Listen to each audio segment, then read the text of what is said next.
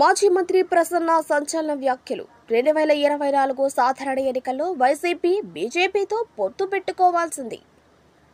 కోవూరు నియోజకవర్గ మాజీ మంత్రి, ఎమ్మెల్యే, రాష్ట్ర పీఏసీ సభ్యులు నలపరెడ్డి ప్రసన్నకుమార్ రెడ్డి కోవూరులోని పాటూరు రోడ్లో వైఎస్ఆర్సీపీ పార్టీ కార్యాలయాన్ని ప్రారంభించారు.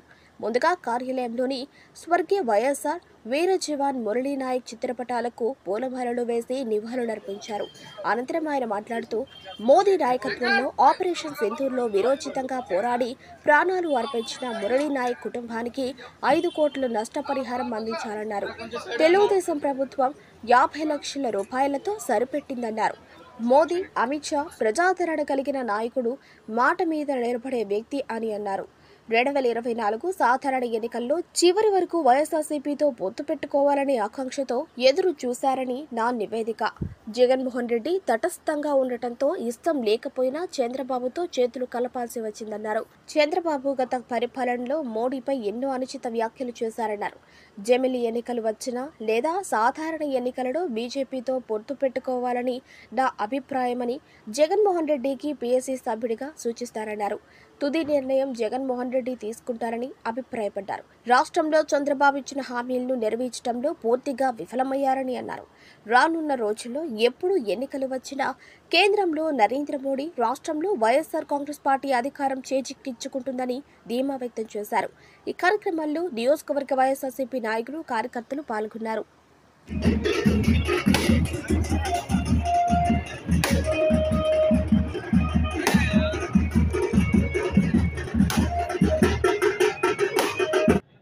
ఈ మధ్యన జమ్మూ కాశ్మీర్ అనంతనాగ్ జిల్లా పహల్గాంలో పాకిస్తాన్ ఉగ్రదాడికి 26 మంది పర్యాటకులు మరణించిన విషయం మీ అందరికీ తెలుసు. ఈ ఉగ్రదాడి పాకిస్తాన్ ప్రోద్బలంతోనే జరిగింది అని అక్కడ ఒక అధికారి కూడా ప్రకటించడం జరిగింది. అందులో భాగంగానే పెళ్ళైన 10 రోజులు ఈ అమ్మాయి భర్తని కాల్చేశారు. పసుపు కుంకాలు చెరిపేశారు. పసుపు పారాణి ఆరక ముందే ఈ బిడ్డ పక్కకి పొమ్మని ఆ అమ్మాయి కళ్ళ ముందే చంపేశారు. అదేవిధంగా మొత్తం 26 మందిని చంపేశారు. ఈ ఉగ్రదాడికి ధీటుగా మన ప్రధానమంత్రి నరేంద్ర మోడీ గారు ఆపరేషన్ సింధూర్ అని ఈ ఉగ్రవాద స్థావరాలను లక్ష్యంగా చేసుకుని మట్టుపెట్టిన విషయం కూడా మీ అందరికీ తెలుసు. ఈ ఉగ్రదాడుల స్థావరాలను కల్నల్ సోఫియా ఖురేషీ భారత సైనిక దళానికి నాయకత్వం వహించిన మొదటి మహిళ. అదేవిధంగా వింగ్ కమాండర్ గా వ్యోమికా సింగ్, వీళ్ళిద్దరు దానికి నాయకత్వం వహించి 25 నిమిషాల్లోనే ఆ ఉగ్ర దాడులు చేసినటువంటి వాళ్ళందరినీ కూడా మట్టు పెట్టేసి దాదాపు 90-100 మందిని చేసిన విషయం కూడా మీ అందరికీ తెలుసు. ఖురేషీ అనే అమ్మాయి ముస్లిం కుటుంబంలో జన్మించింది. ఈ అమ్మాయి ఒక్క మాట చెప్పింది, నేను ముస్లిం బిడ్డను, భారతదేశంలో పుట్టాను, భరతమాత ముద్దు బిడ్డగా పాకిస్తాన్ని లేపేస్తానని చెప్పి ప్రకటించిన వీర వనిత ఖురేషీ గారు. ఇద్దరు మహిళలైనా చాలా ధైర్యంగా వాళ్ళని ఎదుర్కొని వాళ్ళ స్థావరాలు గుర్తించి ధ్వంసం చేసి దాదాపు 90 నుంచి 100 మంది దాకా హతమార్చే విధంగా వాళ్ళు కృషి చేశారు. సైన్యం కూడా ధీటుగా ఎదుర్కొని ఉగ్ర స్థావరాలపై మన సైన్యం దాడి చేశారు. ఇంకొకటి కేంద్ర ప్రభుత్వం గమనించాలి, ఇంత దారుణానికి కారణమైన 5 మంది ఉగ్రవాదులు చనిపోయిన 90 మందిలో ఉన్నారా లేక ఏమైపోయారు? వారిని పట్టుకున్నారా? వారి ఆచూకీ ఏమిటి? మెయిన్గా అక్కడ వచ్చినటువంటి టూరిస్టులను చంపిన వాళ్ళు ఆచూకీ ఇంతవరకు కేంద్ర ప్రభుత్వం బయట పెట్టలేదు.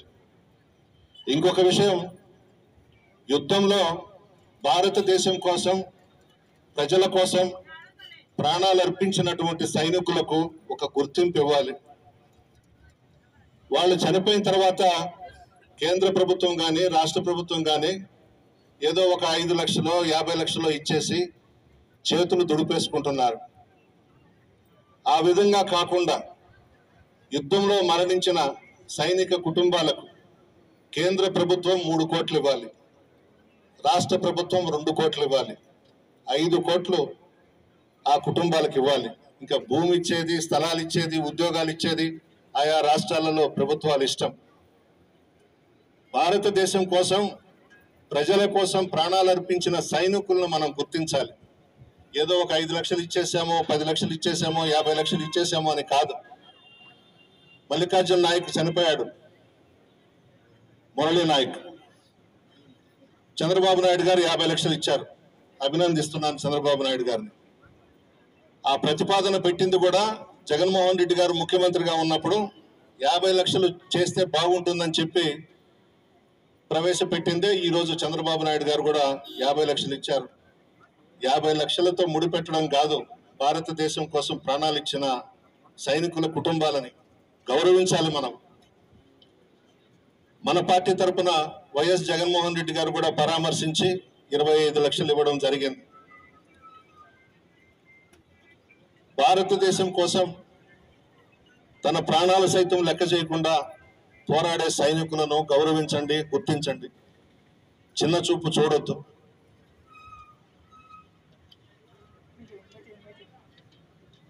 భారతదేశం అనుకుంటే,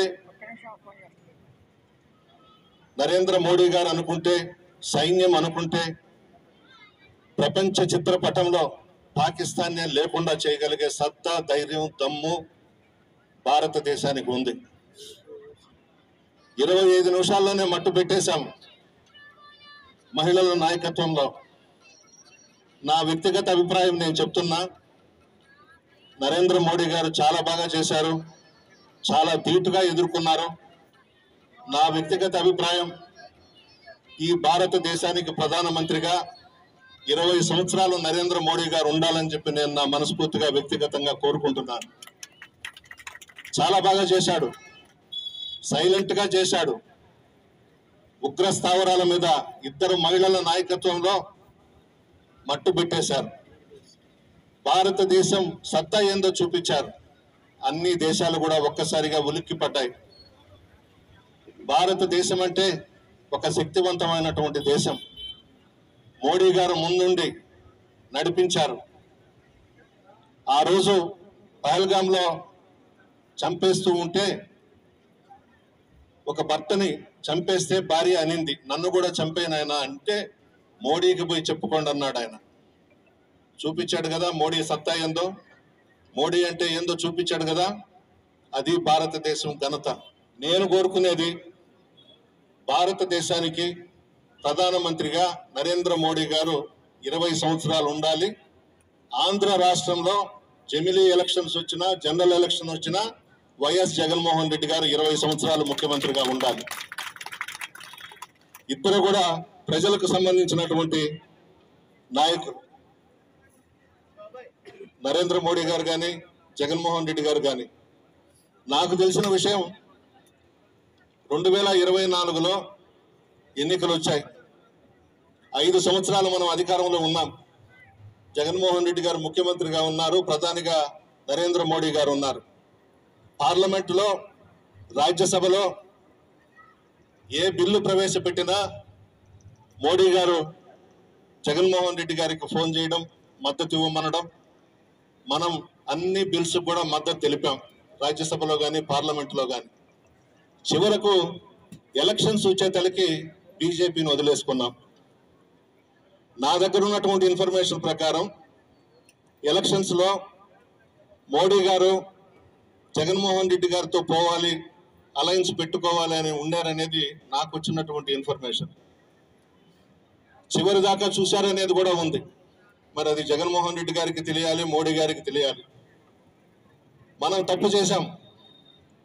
భారతీయ జనతా పార్టీతో 2024లోనే మనం అలయన్స్ లో పోయి ఉండాలి. ఎలక్షన్స్ ప్రతి బిల్లుకి మనం సపోర్ట్ చేశాం. రాజ్యసభలో, పార్లమెంటులో 5 సంవత్సరాలు మోడీ గారు ఏం చేయమంటే ఏం చెప్తే అది మనం చేశాం. చివరకు మనం దూరం అయిపోయినాం, మనం నష్టపోయినాం. మరలా చెప్తున్నాను, రేపు జమిలీ ఎలక్షన్స్ వచ్చినా, జనరల్ ఎలక్షన్స్ వచ్చినా జగన్మోహన్ రెడ్డి గారికి చిన్న సలహా ఇస్తా ఉన్నా, భారతీయ జనతా పార్టీతో పోదాం మనం ముందుకి. వాళ్ళు కానీ అవకాశం ఇస్తే, మోడీ గారు కానీ అమిత్ షా గారు కానీ అవకాశం ఇస్తే మనం అలయన్స్లో భారతీయ జనతా పార్టీతో ముందుకు పోదామని చెప్పి నేను మనవి చేస్తా ఉన్నా. నా వ్యక్తిగత అభిప్రాయం, నిర్ణయం మీది. జగన్మోహన్ రెడ్డి గారు ఒంటరి పోరాటం చేస్తున్నాం, మీకు ప్రజాబలం ఉంది. 24లో జరిగిన ఎలక్షన్స్ లో కూడా 40% ఓట్లు మనకు వచ్చాయి, వాళ్ళ అధికారంలోకి వచ్చారు. ఈ 40% ఓట్లు ఇంకా కూడా పెరిగే అవకాశం ఉంది. మనం ఒంటరిగా పోవడం కాదు, ఎవరో ఒకరు తోడు ఉండాలి మనకు. నమ్మకమైన వ్యక్తి నరేంద్ర మోడీ గారు, అమిత్ షా గారు, రాజ్నాథ్ సింగ్ గారు. కాంగ్రెస్ వాళ్ళని మనం నమ్మబడలేదు, వాళ్ళని దగ్గరకు రానివ్వబడలేదు. మోడీ గారు ఒక పట్టుదల కలిగినటువంటి వ్యక్తి. మనం ఖచ్చితంగా మీరు ఏ అవకాశం ఉన్నా కూడా భారతీయ జనతా పార్టీలో చేతులు కలిపేదానికే మీరు ముందుకు పదండి అని చెప్పి నేను జగన్మోహన్ రెడ్డి గారికి మనవి చేస్తా ఉన్నా. తప్పదు, కొన్ని విషయాల్లో మనమే ఒక మెట్టు దిగి రాజకీయాల్లో కొన్ని నిర్ణయాలు తీసుకోవాలి. తీసుకోకపోతే చాలా నష్టపోతాం. ఈరోజు భారతదేశం, ప్రపంచ దేశాలన్నీ కూడా మోడీ గారిని మెచ్చుకుంటా ఉన్నాయి. మోడీ గారు మొన్న చేసినటువంటి ఆపరేషన్ సింధూర్ విషయంలో తప్పకుండా మోడీ గారికి భారతదేశ ప్రజల అండ ఉంది. మోడీ గారి ఉద్దేశం పాకిస్తాన్లో సామాన్య ప్రజల్ని చంపాలని కాదు, పాకిస్తాన్ మీద యుద్ధం చేయాలని కాదు. పాకిస్తాన్లో ఏ ప్రభుత్వం వచ్చినా ఉగ్రమూకల్ని తయారు చేస్తా ఉన్నారు. వాళ్ళకి శిక్షణ ఇవ్వడం, ప్రభుత్వం తరపున వాళ్ళకి డబ్బులు ఖర్చు పెట్టడం, ఈ విధంగా వాళ్ళని తయారు చేసి పక్క దేశాల మీదకు వదులుతా ఉన్నారు. నరేంద్ర మోడీ గారు వాళ్ళ మీద దృష్టి పెట్టాడే తప్ప పాకిస్తాన్లో ఉన్నటువంటి సామాన్య ప్రజల మీద వాళ్ళని చంపాలనో, పాకిస్తాన్ని లేకుండా చేయాలనో ఉద్దేశం మోడీ గారికి లేదు. ఈ ఉగ్రదాడికి ఎవరైతే పాల్పడుతున్నారో, స్థావరాలు ఏర్పాటు చేసుకుంటున్నారో వాళ్ళ మీద మాత్రమే మన యుద్ధం. పాకిస్తాన్లో ఉన్నటువంటి సామాన్య ప్రజల మీద మనకు అనవసరం. వాళ్ళని చంపాలనే ఉద్దేశం మోడీ గారికి లేదు. ఓన్లీ పాకిస్తాన్ ప్రభుత్వం చేస్తున్నటువంటి, పెంచి పోషిస్తున్నటువంటి ఉగ్రమూకలను అంతమొందించాలనే ఉద్దేశమే నరేంద్ర మోడీ గారి నిర్ణయం. చాలా బాగా చేశారు. సైన్యం ప్రాణాలు అర్పించేదానికి కూడా సిద్ధమైపోయినారు. మోడీ గారు కానీ, అమిత్ షా గారు కానీ, రాజ్నాథ్ సింగ్ గారు కానీ, అందరూ అధికారులు కూడా ఎప్పటికప్పుడు నిద్రపోకుండా మీటింగ్స్ పెట్టుకొని 25 నిమిషాల్లో వాళ్ళ స్థావరాలన్నీ కూడా ధ్వంసం చేశారు అని అంటే భారతదేశ చరిత్ర సువర్ణాక్షరాలతో నిలిచిపోయే విధంగా ఈరోజు నరేంద్ర మోడీ గారు చేశారు. అటువంటి వ్యక్తి ఖచ్చితంగా 20 సంవత్సరాలు ఈ దేశాన్ని పరిపాలించాలి, ప్రధానమంత్రిగా ఉండాలని కోరుకుంటున్నాను మనస్ఫూర్తిగా. మీ ముందు మా జగన్మోహన్ రెడ్డి గారికి కూడా మనవి చేసుకుంటున్నా. రేపు కలిసి కూడా చెప్తా, మోడీ గారు కానీ అవకాశం ఇస్తే భారతీయ జనతా పార్టీతో కలిసి ముందుకు పోదాం. మొన్ననే తప్పు చేశాం. 24లో వాళ్ళు ఎదురు చూసింది వాస్తవంగానైతే మనం వాళ్ళతో ముందుకు పోకుండా వెనకడుగు వేసి ఉంటే మనం చేసింది తప్పే. ఎందుకు వెళ్ళకూడదు భారతీయ జనతా పార్టీతో? 5 సంవత్సరాలు ప్రతి బిల్లుకి సపోర్ట్ చేశాం, రాజ్యసభలో, పార్లమెంటులో. మోడీ గారు ఏమడిగితే అది చేశారు జగన్మోహన్ రెడ్డి గారు. ఎలక్షన్స్ వచ్చే తల్లికి దూరం అయిపోయినాం. అటువంటి వాళ్ళతో స్నేహం చేయొచ్చు. మోడీ గారు ఒక మాట ఇస్తే కట్టుబడి ఉంటాడు. మోడీ గారికి, అమిత్ షా గారికి చంద్రబాబు నాయుడు గారి మీద నమ్మకం లేదు. ఇదే చంద్రబాబు నాయుడు మోడీ గారి గురించి, మోడీ గారి భార్య గురించి నిండు శాసనసభలో ఏ విధంగా వ్యంగ్యంగా మాట్లాడాడో అన్ని ఛానల్స్ లో మనం చూసాం. అమిత్ షా గారు తిరుమలకు వస్తే రాళ్ళు వేయించాడు, చెప్పులు వేయించాడు. మోడీ గారు గుజరాత్ ముఖ్యమంత్రిగా ఉన్నప్పుడు అక్కడేదో అల్లల్లో జరిగితే మోడీ గారిని ఉరి తీయమన్నాడు, హైదరాబాద్లో అడుగు పెట్టనివ్వనన్నాడు. ఇన్ని చేసినటువంటి వ్యక్తి మీద మోడీ గారికి, అమిత్ షా గారికి అసలు ఇష్టమే లేదు. మనం తోసేసుకున్నాం వాళ్ళని, మనం పక్కకెళ్ళిపోయినాం. ఆ సమయంలో పవన్ కళ్యాణ్ గారు ముందుకు వచ్చి వాళ్ళిద్దరిని కలిపాడే తప్ప చంద్రబాబు నాయుడు మీద మోడీ గారికి కానీ అమిత్ షా గారికి కానీ ప్రేమ అనేదే లేదు. విధి లేని పరిస్థితుల్లో ఆ పార్టీతో కలిసి ముందుకు పోయినారు.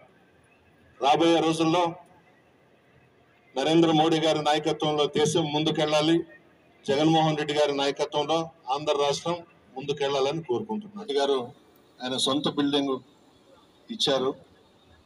అనూప్కి నా ధన్యవాదాలు తెలియజేస్తా ఉన్నా. కోవూరు మండలంలో నాయకులందరూ కూడా టౌన్కి వచ్చినప్పుడు, అదేవిధంగా పక్క మండలాల నుంచి టౌన్కి వచ్చినప్పుడు మన ఆఫీస్కి వచ్చి కూర్చోండి. అందరూ కూడా ఒక 10 నిమిషాలు 15 నిమిషాలు అందరూ కూడా వచ్చి ఇక్కడ కూర్చోండి. అదేవిధంగా ప్రతి శనివారం సాయంత్రం 4:30 నుంచి 6 గంటల వరకు ఈ ఆఫీస్లో 10 మంది అడ్వకేట్స్ మన పార్టీకి సంబంధించిన వాళ్ళు కూర్చుంటారు. 5 మండలాలకు సంబంధించిన సమస్యలు ఏదైనా ఉన్నా, బుచ్చి నగర పంచాయతీకి సంబంధించిన సమస్యలు ఏదైనా ఉన్నా ఆ లాయర్స్ దృష్టికి తీసుకువస్తే వాళ్ళ తరపున మనం కోర్టులో ఫైట్ చేయొచ్చు.